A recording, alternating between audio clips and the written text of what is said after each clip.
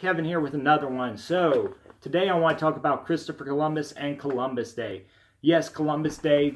This year the left have their sinister hijinks planned for Columbus Day, and I'm going to tell you about that, what they have planned, and how we stop them, and why they're doing it. But before I get into that, I need to talk about Christopher Columbus in general. I'm sure you guys know the history. Now, I'm sure a lot of these idiots on the left think that Christopher Columbus was some sort of conquering sadist who entered the mainland of America and just destroyed everybody. But that's not true. Christopher Columbus was a great man. He took what was Europe right outside the Dark Ages and went and fought the establishmentarian view and was able to secure ships and funding to travel westward through the Atlantic to try to reach India. And he did not reach India, but this journey was so unprecedented. He was like an astronaut of his time. If Elon Musk today went into outer space and found some colony on some strange planet out there, not that that's possible right now, but I'm just saying if somebody like that did, and he brought germs to that colony or that planet, you know, people might come around 300, 400 years after that and call Elon Musk some sadist, genocidal maniac. Because that's what this is all about, guys. It's all about destroying Western culture. And this comes from the Frankfurt School. I've talked about the Frankfurt School before, about critical theory. But really, the whole Columbus thing was built off of Howard Zinn. And Howard Zinn is a leftist academic, and he wrote a book called The People's History of America. Now, in Howard Zinn's book, he talks about how the noble savage, and this is a myth, the noble savage, where they were very peaceful and very environmentally in tune, and they were like hippies and all that.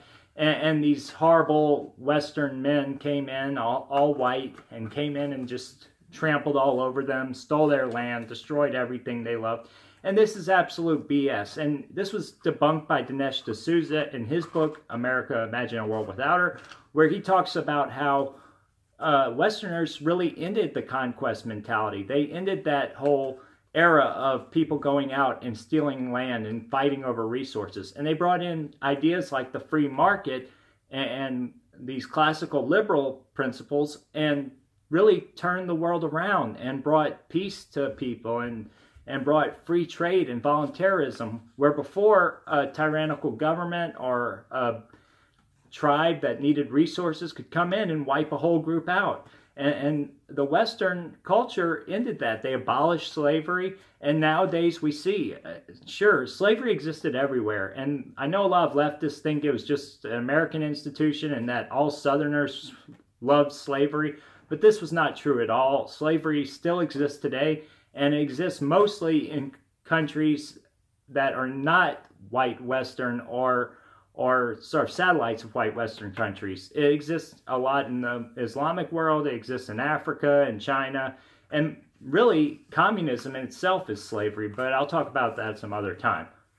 Anyway, on this Columbus Day, we see the left planning their usual hijinks, but as you've seen over the last couple years now, the left are getting desperate. And like Sun Tzu said, there's nothing more dangerous than a cornered man. And that's what the left are right now. They're cornered.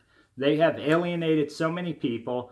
They have shown themselves to be violent, spoiled, privileged children who want to whine about things, ethnomasochists who hate themselves and loathe anyone who looks like them.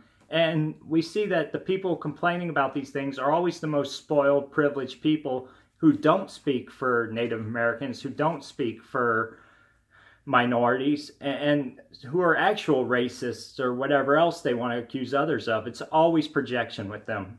And this is apparent. I'm going to talk about what groups are involved with this and what they want, and you'll see how apparent this is.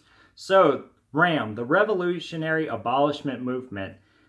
This is a leftist group. They're part of ANTIFA, because ANTIFA, if you guys don't know, is sort of a collective of all these left-wing agitator groups. And some of these groups are more violent than others. Most of them are revolutionary. Some of them are anarchists. Some of them want structural communism, very oppressive state communism. But they're all despotic and horrible people. So the Revolutionary Abolishment Movement, they call for the abolishment of property and gender.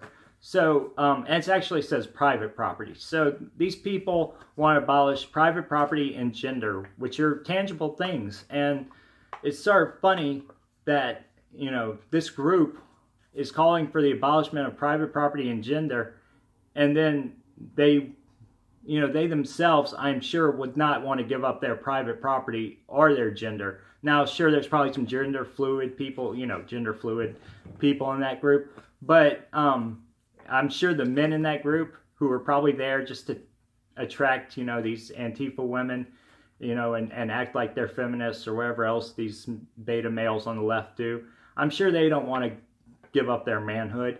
And I'm sure that they definitely will not give up their private property, their iPhones or their lattes. And that's something we see a lot from the left now, is that, you know, like I said, they're very privileged, they're very spoiled, and they want things that they would really not tolerate if it actually got implemented. None of these people want to be proletariats, but they are fighting for a system that calls for a dictatorship of the proletariats. They're not going to go work on the assembly lines.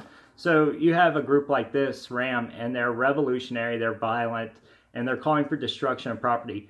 And they're also calling for neighborhoods to decorate as they see fit with murals that reflect their culture.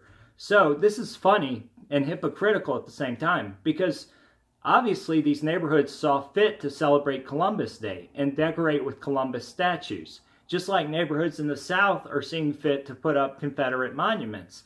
This is something that was democratic, guys. It's democracy. These people who claim to be Democrats hate democracy when it doesn't work in their favor. And these towns that want to have a Columbus Day parade and have their kids out to celebrate, and a bunch of spoiled people in all black who look like Hitler's death squads are going out there and disrupting their nice day with their family, all because of some revisionist history myth about noble savages and white genocide. It's a joke. And about the white genocide thing, or about the genocide committed by whites and Westerners, this is a bit of a myth too, especially with Columbus. Columbus didn't even make it onto the mainland, and Columbus, outside of maybe killing mutineers on his ship or fighting back in defense, did not hurt any Native American people.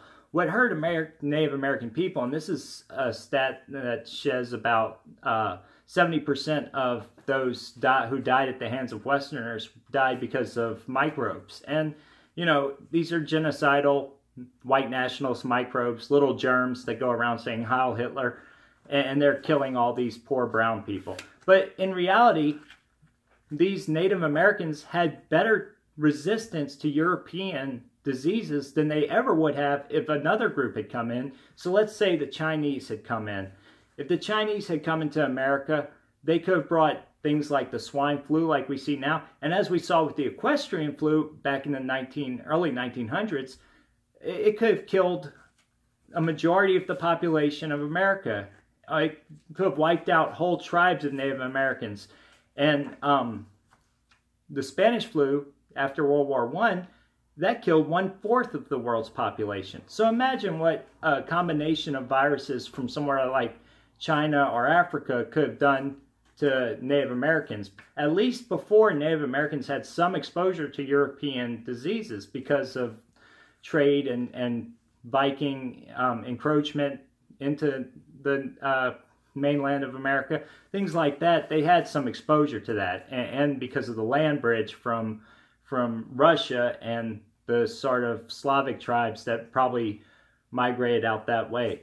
So it was bad, and disease killed a lot of people, but it's not what the left is trying to paint it as, which is some sort of horrible germ warfare that was used by Americans to kill off all the Native Americans.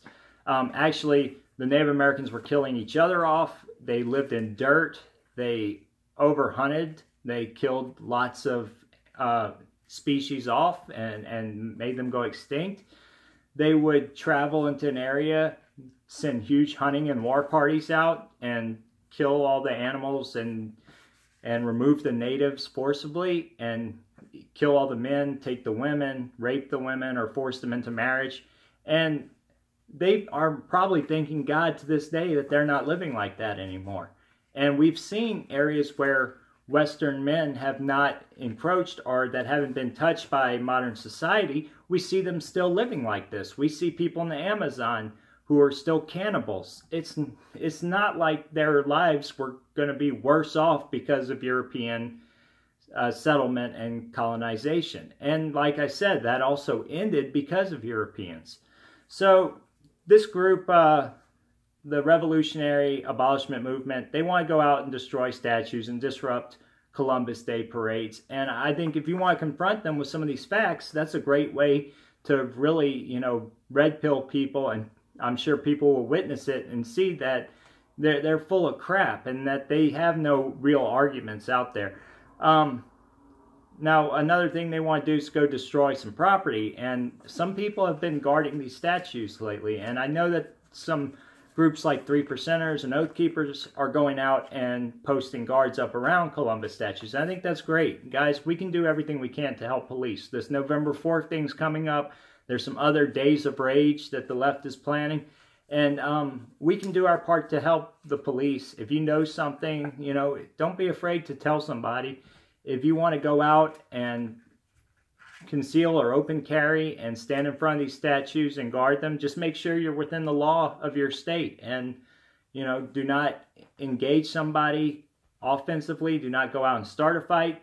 But defend your neighborhood, defend your personal property, and make sure that people can go out and have a good time without feeling threatened by these savages. Because, you know, there might have been a few noble savages, but these modern savages are as unnoble and as trashy as they come. And we have to do our part to fight back. We have to do our part to educate as many of them as we can and turn them around, because the West is the best, guys. Out.